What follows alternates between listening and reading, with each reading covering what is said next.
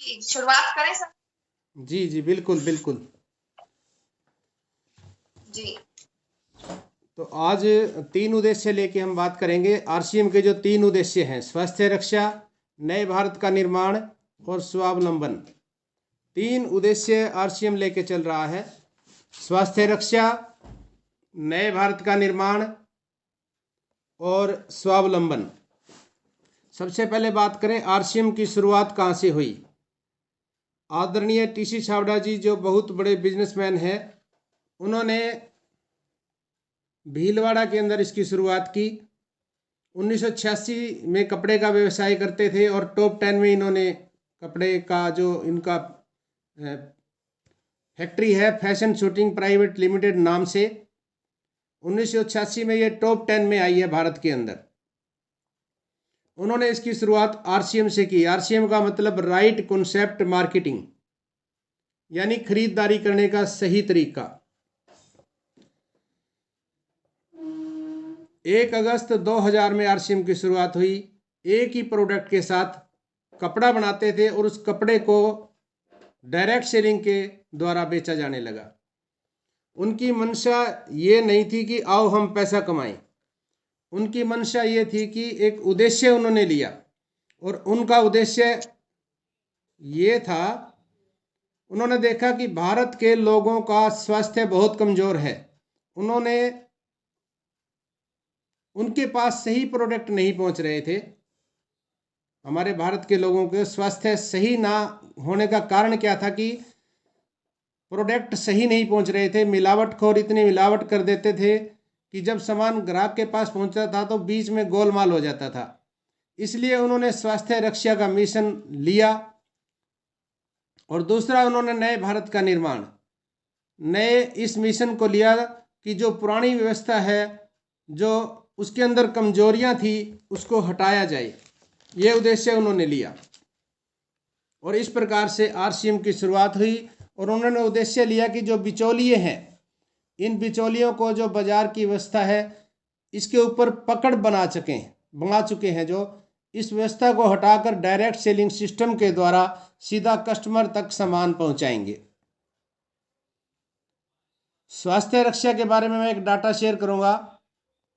जब से आरसीएम की शुरुआत हुई सन 2000 से, यानी कि 21 साल हो गए, हमारे किसी भी प्रोडक्ट को, एक भी प्रोडक्ट को लेबोरेटरी की तरफ से जांच में कोई भी आंच नहीं आई है।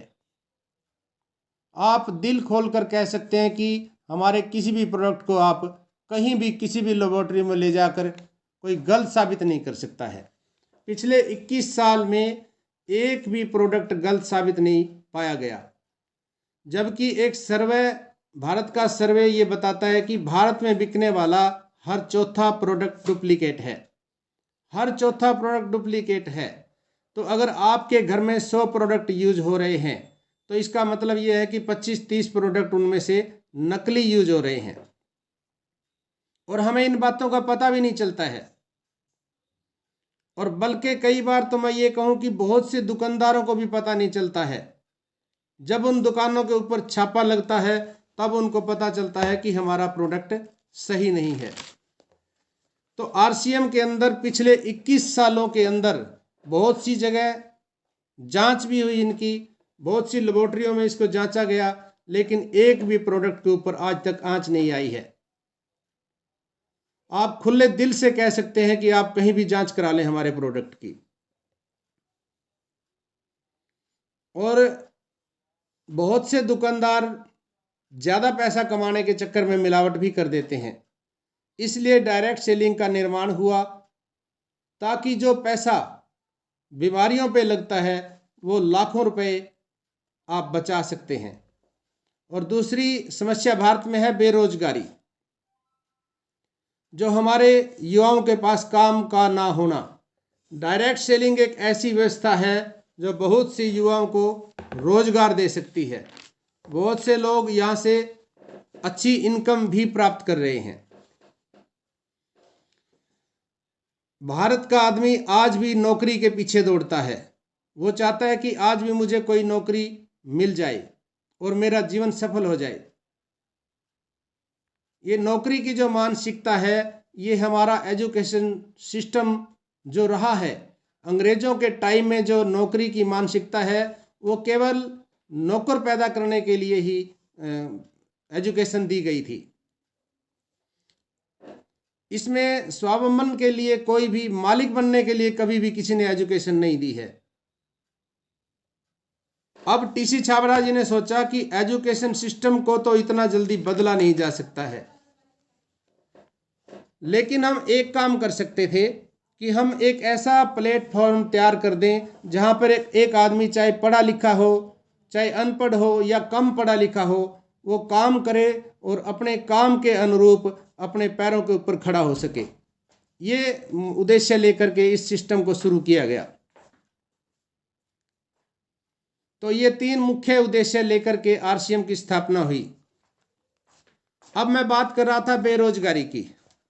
आज भारत के सामने सबसे बड़ी समस्या है बेरोजगारी। हमारे युवाओं के पास काम का ना होना। डायरेक्ट सेलिंग व्यवस्था के अलावा आज और कोई विकल्प नहीं है भारत के पास, क्योंकि नौकरियां कम होती जा रही हैं और आने वाले समय में व्यवस्थाएं बदल जाएंगी।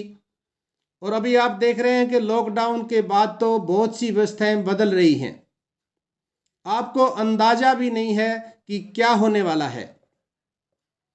अभी आप विचार करें, जिन फैक्ट्रियों में इंसान काम करते हैं, आने वाले 5-7 साल के अंदर वहाँ पर मशीनें काम करने लग जाएंगी, वहाँ पर रोबोट आ जाएंगे।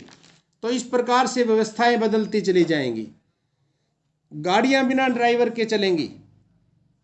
आने वाले समय में गाड़ियाँ बिना ड्राइवर के चलेंगी, बिना ड्राइवर के ट्रेन चलेंगी, बिना ड्राइवर के कारें भी चलेंगी, बिना आदमी के ऑफिस और फैक्ट्रियाँ भी चलेंगी। आप देख सकते हैं, एक बैंक के अंदर एक आदमी पैसे हाथ से गिनता था, आज मशीनें पैसा गिन रही हैं। एक आदमी अपने हाथ से एक पासबुक के ऊपर अपने हाथ से एंट्री करता था, आज मशीनें कर रही हैं। पैसा मशीनें जमा कर रही हैं और मशीनें ही पैसा गिन रही हैं, क्योंकि बार बार लॉकडाउन आ रहे हैं, कोरोना जैसी बीमारियां बार बार आ रही हैं। अब लॉकडाउन का क्या पता दोबारा फिर से आ जाए, हर बार हर साल भी आ सकता है, कभी भी कोई नया वायरस आ सकता है। अब आदमी का क्या भरोसा है, हो सकता है फिर से इंसान को फिर से अंदर बंद कर रहना पड़ जाए, अंदर बंद कमरे में रहना पड़ जाए। अब एक फैक्ट्री में अगर कोई 20-30 हज़ार या 20-30 करोड़ रुपए लगाए हुए हैं किसी ने, तो क्या वो एक वायरस के चलते पूरी फैक्ट्री वो तबाह हो जाएगी?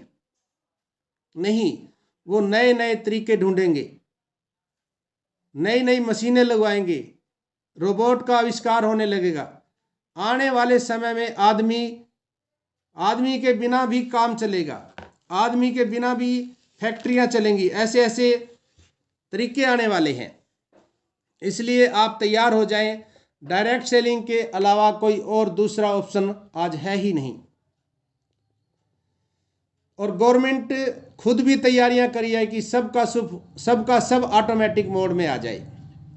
अगर आप चाहते हैं कि हमारा और हमारे बच्चों का आने वाला भविष्य उज्जवल हो, तो आप आज से ही डायरेक्ट सेलिंग में अपने आप को शुरू कीजिए। एक बात और, कुछ लोग सोचते हैं कि दुकानदारी कर लेंगे। अभी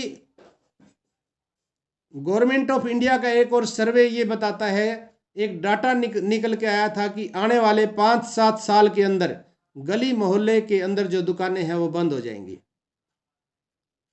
मैं ये नहीं चाहता कि बंद हो, हालांकि एक ये डाटा निकल के आया है। अभी आपने देखा भी, फूड लाइसेंस बनने शुरू हो गए हैं, डिस्प्ले वॉल, पीयूसी, आप सभी ने बनवाए भी हैं फूड लाइसेंस। आने वाले समय में चाहे कोई रेडी वाला है, उसको भी लाइसेंस की जरूरत पड़ेगी, चाहे कोई छोटी सी छोटी दुकान वाला है, जीएसटी है। तो ये एक डाटा हमने देखा। व्यवस्था परिवर्तित हो रही है। ऑनलाइन सिस्टम कितनी तेजी से आगे बढ़ रहा है, ऑनलाइन सिस्टम कितनी तेजी से आगे बढ़ रहा है। और इस तरह का वायरस को देखते हुए बहुत ही तेजी से दुनिया डिजिटल होती जा रही है। आप देख लीजिए, सारी दुनिया के अंदर बदलाव नजर आ रहा है, सब कुछ डिजिटली होता जा रहा है। और आप भी जितनी जल्दी डिजिटल हो जाएंगे उतनी ही जल्दी आपको कामयाबी मिलेगी। और आरसीएम की मैं बात करूं, आरसीएम ऑनलाइन के अंदर आ चुका है। पहले सेमिनार फिजिकली होते थे, आज डिजिटली हो रहे हैं। ऑनलाइन खरीदारी आरसीएम में दोबारा से शुरू हो चुकी है। और आने वाले समय में आप देखेंगे कि जो भी ऑर्डर कंपनी के पास जाएगा, कंपनी देखेगी कि नज़दीक का डिस्प्ले वॉल कौन सा है और वो ऑर्डर डिस्प्ले धारक को डाल दिया जाएगा और उसका फायदा डिस्प्ले वॉल वाले को मिलेगा। मान लीजिए किसी के पास 5,000 का ऑर्डर गया है कंपनी में, अब कंपनी देखेगी डिस्प्ले वॉल जींद में किसके पास है, कौन सा नज़दीक है, कंपनी उसको ऑर्डर डाल देगी और एमआरपी पे वो सामान जाएगा, एमआरपी पे वो सामान बिकेगा और उसका प्रॉफिट डिस्प्ले वॉल को मिलने वाला है। इसलिए आज घर घर में डिस्प्ले वॉल खोले जा रहे हैं। जगह जगह पे आप देखेंगे आरसीएम वर्ल्ड खोल दिए जाएंगे, बहुत सी जगह खुलते जा रहे हैं और वो पूरे भारत को कवर करेंगे।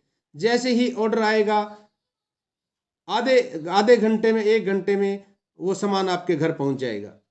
इतनी बड़ी तैयारी है कंपनी की।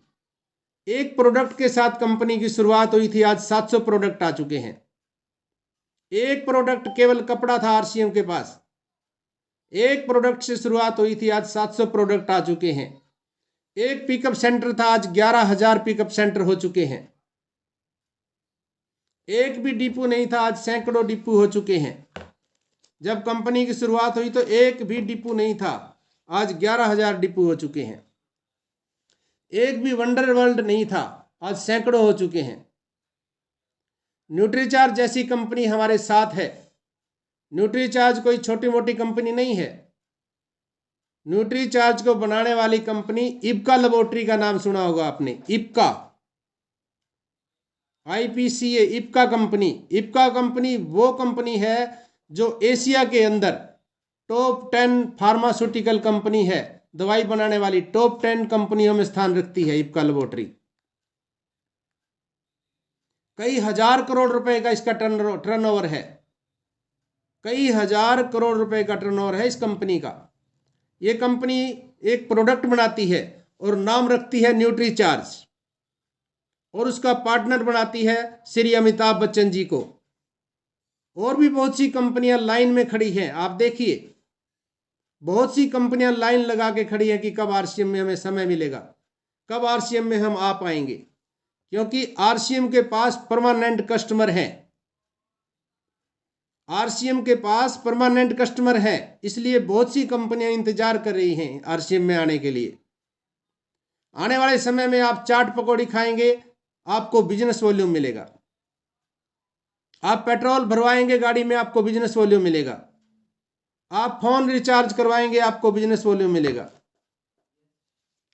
बहुत कुछ बदलने वाला है आने वाले समय में।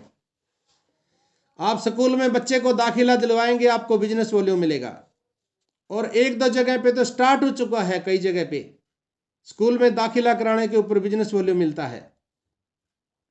आपको कार खरीदनी होगी, वो भी आपको यहीं से मिलेगी। अगर आपको कार खरीदनी होगी, वो भी आपको आरसीएम से मिलेगी। देखते जाइए आप, सुई से लेकर हवाई जहाज तक आपको आरसीएम में मिलने वाला है।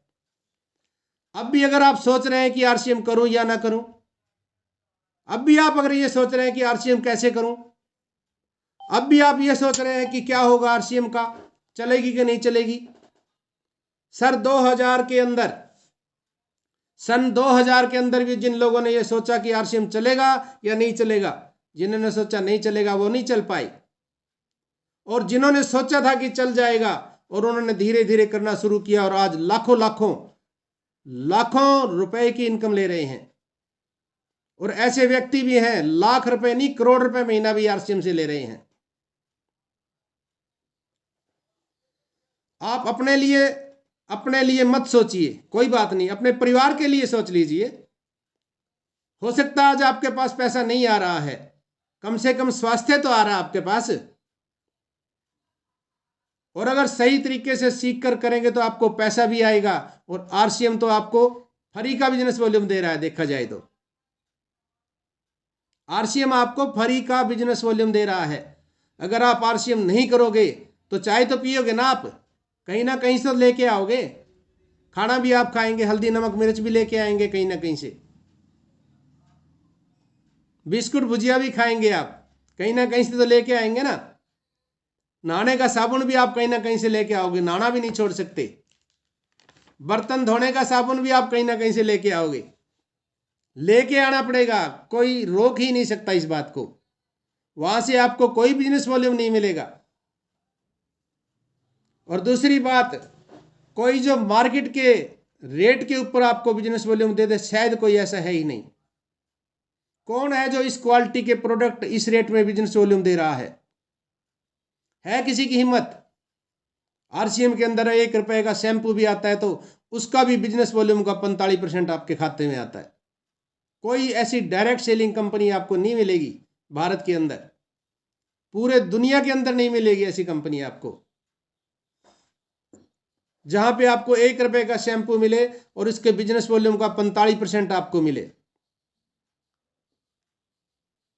तो अभी भी अगर आप सोच रहे हैं तो अब सोचने का समय नहीं रहा है, अब करने का समय आ चुका है। तो अभी मैं चाहूंगा कि सुप्रिया जी थोड़ा सा समय दें। सुप्रिया जी। जी, तो अभी हमने जो भी सुना कि 3 उद्देश्य हैं इस बिजनेस के, स्वास्थ्य रक्षा, स्वावलंबन और नए भारत का निर्माण। और जो बदलाव के बारे में हमने सुना कि बहुत सी चीजें हम अभी पिछले 15-20 मिनट से हम सुन रहे हैं कि पहले एक बैंक में कर्मचारी बैठा करता था, लेकिन अब वहां पर मशीनें आ चुकी हैं। पहले पैसा देने के लिए, निकालने के लिए अब मशीनें आ चुकी हैं। पहले वहां पर लोगों को नौकरी पर रखा जाता था, इसी तरह से एक सिक्योरिटी गार्ड हुआ करता था, लेकिन अब बहुत कम रह गए हैं। अभी सीसीटीवी कैमरा जगह जगह पर लगे हुए हैं, अब गार्ड की जरूरत नहीं होती है। इसके अलावा हम देखते हैं बहुत सी बदलाव आ रहे हैं और जो बेरोजगारी है बहुत ज्यादा बढ़ती जा रही है। लेकिन अभी और ज्यादा बेरोजगारी क्यों बढ़ी? क्योंकि कोरोना के टाइम में हमने देखा कि बहुत से लोगों की नौकरियां चली गई, बहुत से लोगों को आधी सैलरी मिलती है और कोरोना की थोड़ी सिचुएशन ठीक ही हुई थी, दोबारा से अभी फिर लॉकडाउन बहुत सी जगह पर लगा हुआ है, बहुत सी जगह पर कोरोना दोबारा से फैल रहा है। इसीलिए बेरोजगारी जो है वो और ज्यादा बढ़ती जा रही है। आजकल सब कुछ ऑनलाइन हो गया है, घर बैठे बैठे हम सिर्फ अपने मुंह से कुछ बोलते हैं और वो काम तुरंत हो जाता है। इतना ज्यादा अभी जैसे हम सुन रहे थे कि आने वाले टाइम में लोगों के लिए काम नहीं बचेगा, सारा काम मशीनें ही करेंगी। ये बात बिल्कुल सच है, लेकिन उतना ज्यादा सा विश्वास नहीं होता था इस बात पे कि ऐसा कैसे हो सकता है। लेकिन एक YouTube पर मैंने एक वीडियो देखा, वीडियो कोई अभी मैं आप सभी के साथ वीडियो भी शेयर करूंगी, आप खुद अपनी आंखों से देखेंगे किस तरीके से साइंस जो है इतनी ज्यादा आगे बढ़ चुकी है कि वो इंसान से भी ज्यादा समझदार हो चुकी है। और रोबोट जो है, वो वीडियो देखकर मुझे यकीन हो गया कि हाँ सच में रोबोट जो है वो इस दुनिया में आए हुए हैं और हमारे भारत में भी बहुत जल्दी आ जाएंगे, ताकि इंसान जो है वो काम ना करना पड़े, सारा काम रोबोट ही करे।